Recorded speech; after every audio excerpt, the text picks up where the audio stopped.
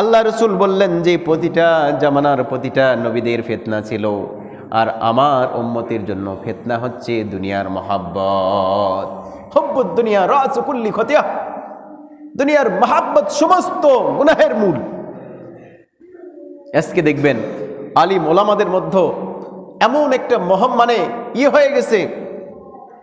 আগেকার জামানার বুজুর্গরা আলিম ওলামারা এক জায়গায় হইলেন, তাহাজ্জুদ তুমি পড়েছ কিনা, আওয়াবিন পড়েছ কিনা, আজকে তুমি নফিস বাদ যেখানে কতবার করেছ, তোমার আত্মিক হালত কেমন, কোন মাকামে তোমার অবস্থান আছে।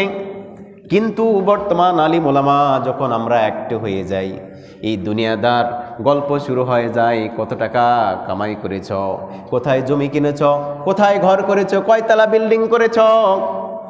অর্থাৎ এই সমস্ত আলিমদের জন্য বার্তা, এই সমস্ত আলিমদের জন্য বার্তা যে তোমরা দুনিয়ার বুকে তোমাদের এই সুন্দর কণ্ঠ দ্বারা ওয়াজ করবে, কিন্তু মানুষ হেদায়েত হবে না, মানুষ হেদায়েত হবে না। আর আগেকার মানুষ অত কি ছিল না, পীর ওলি গাউস কুতুব তারা দিন প্রচার করেছে। আজকে এই বাংলার জমিনে ইসলাম নিয়ে এসেছে পীর ওলি গাউস কুতুবরা। তাদের নাম ভাঙ্গায়, তাদের সেই কোরআন হাদিসের এলেমগুলো অন্বেষণ করা, রিসার্চ করা ফসলগুলো তারা আজকে কি ভাঙ্গায় ভাঙ্গায় লক্ষ লক্ষ কোটি কোটি টাকা কামাই করছে। ওলামায়ে সো দুনিয়াবি আলেমগুলো কি হবে, জান্নাত তো দূরের কথা, জান্নাতের ঘ্রাণও পাবে না। আগেকার জামানার যারা আলিম ছিলেন তাদের আধ্যাত্মিকতা আলোচনাগুলো বেশি ছিল। মুজাদ্দেদ আল ফিসানি রহমতুল্লাহি আলাইহি বলেছেন যে শেষ জামানার মানুষগুলো মার খাওয়ার পিছনে একটাই কারণ, তাদের মধ্যে ইলমে মারফাত নাই। ইলমে মারফাত নাই, মুখে মুখে খেলে লা ইলাহা ইল্লাল্লাহ, মুখে মুখে শুধু আল্লাহ আল্লাহ।